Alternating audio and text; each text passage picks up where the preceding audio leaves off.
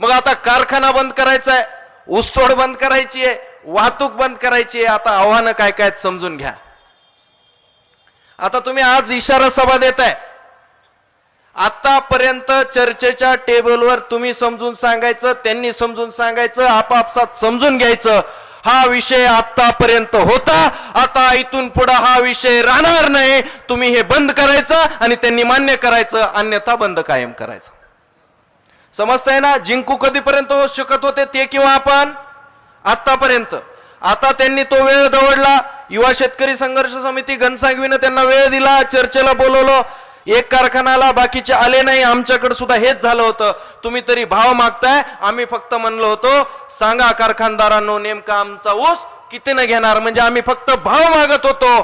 त्यांनी आम्हाला भाव सुद्धा सांगितलं नाही. शेतकऱ्यांच्या पोरांना हलक्यात घेतलं आणि आम्ही बंद केला आणि त्यांना भाव द्यावा लागला.